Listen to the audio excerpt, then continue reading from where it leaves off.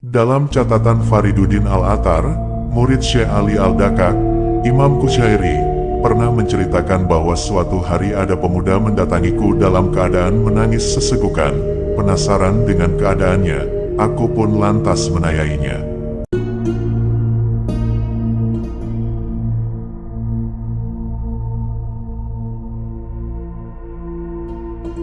"Mengapa kau menangis?" tanya Imam Kusyairi. "Kemarin aku bermimpi seolah terjadi kiamat, kemudian aku ditakdirkan masuk ke dalam neraka. Lantas saat di neraka aku berkata kepada malaikat, 'Jangan tempatkan aku di neraka, aku ini pernah hadir di majelis Syekh Abu Ali Al-Dakak.'"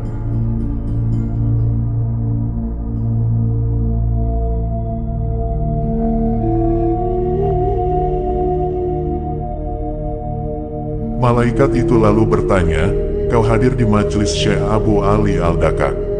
"Iya," sahutku. Malaikat itu pun lalu menyuruhku masuk surga. Cerita pemuda itu sambil terus menangis.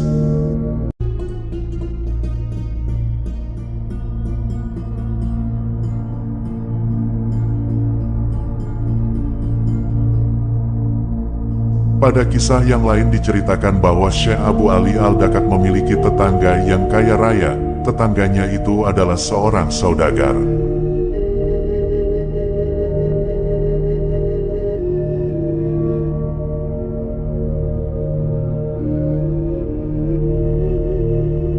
Suatu hari saudagar kaya raya itu sedang sakit. Sebagai tetangga yang baik, Syekh Abu Ali Al-Dakak lalu menjenguk saudagar itu dan menanyakan keadaannya. "Sakit apa yang sedang kau alami?" tanya Syekh Abu Ali Al-Dakak.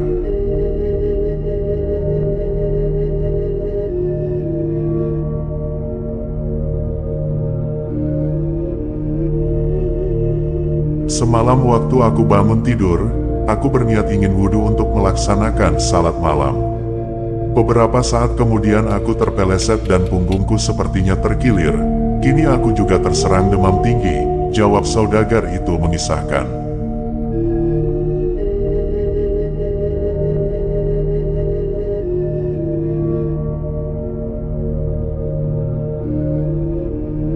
"Engkau ini sudah kaya, ibadah yang lebih manfaat bagimu itu menyedekahkan hartamu dan memberi makan orang yang lapar, bukan sibuk salat malam yang manfaatnya untuk dirimu sendiri."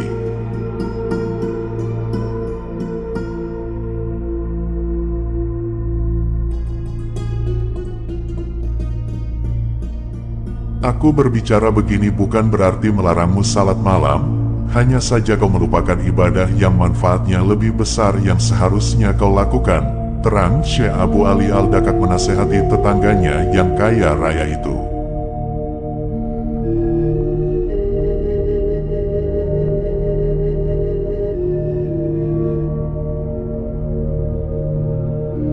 Dalam kitab Al-Tibar Al-Masbuk fi Nasihah Al-Muluk, Imam Al-Ghazali menceritakan sowan seorang Isfasalar Naisabur, jenderal besar Naisabur, bernama Abu Ali bin Ilyas ke majelis Imam Abu Ali Al-Dakak.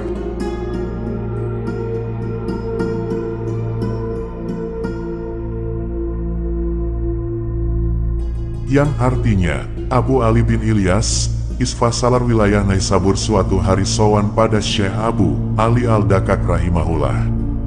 Beliau adalah seorang zahid di zamannya dan alim di eranya. Jenderal Abu Ali bin Ilyas duduk berhadapan dengan beliau dan berkata, "Berikan aku nasihat wahai Syekh Ali Dakok."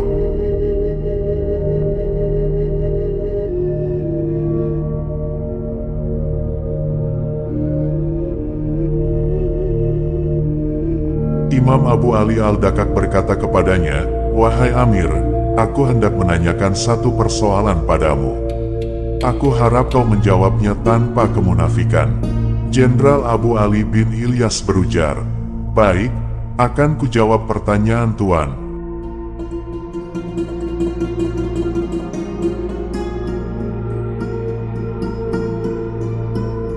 "Syekh," Imam Ali Dakak bertanya, "manakah yang lebih kau cintai, harta atau musuh?"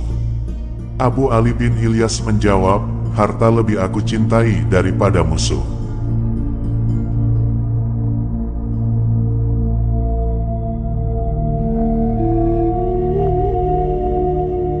Kemudian Imam Al-Dakak berucap, bagaimana bisa Tuan meninggalkan sesuatu, harta, yang Tuan cintai setelah kematian Tuan dan membawa musuh yang Tuan tidak cintai bersama Tuan di kehidupan setelah mati.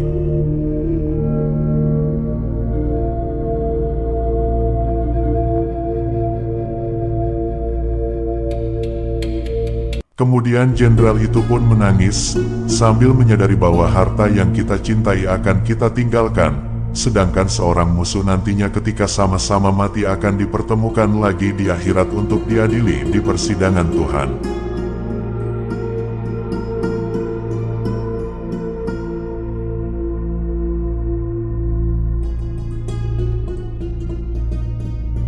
Jika mencari ilmu itu wajib, maka mencari kebenaran ilmu itu lebih wajib.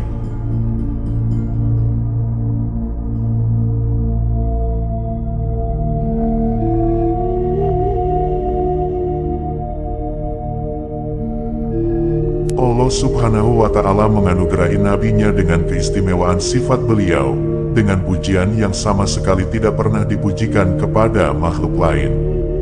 Karena itu Allah berfirman, dan sesungguhnya kamu benar-benar berbudi pekerti yang luhur.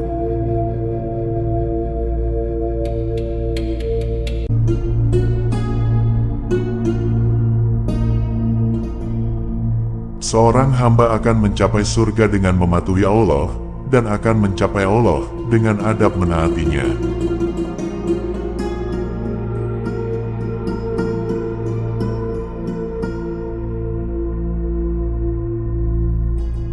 Aku melihat seseorang yang mau menggerakkan tangannya untuk menggaruk hidungnya dalam salat. Namun tangannya terhenti.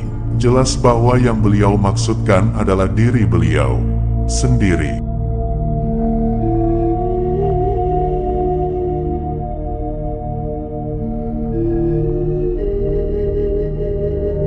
Tawakal sifat orang mukmin, berserah diri adalah sifat wali dan pasrah adalah sifat muwahhidin. Tawakal sifat orang awam, berserah diri sifat orang khusus dan pasrah sifat orang lebih khusus lagi.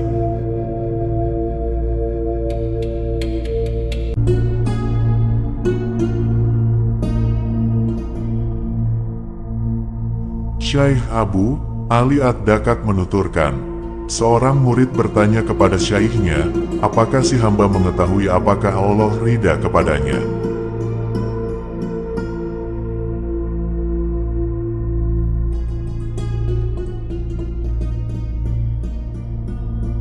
Sang syaikh menjawab, tidak. Bagaimana dia bisa tahu hal itu sedangkan keridaannya adalah sesuatu yang tersembunyi?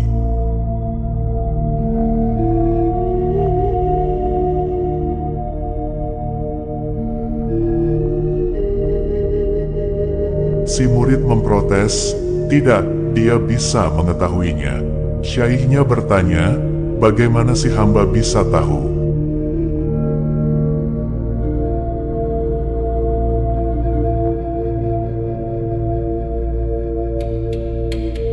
Si murid menjawab, jika saya mendapati hati saya ridha kepada Allah SWT, maka saya tahu bahwa dia ridha kepada saya. Maka sang syekh lalu berkata, sungguh baik sekali ucapanmu itu, anak muda.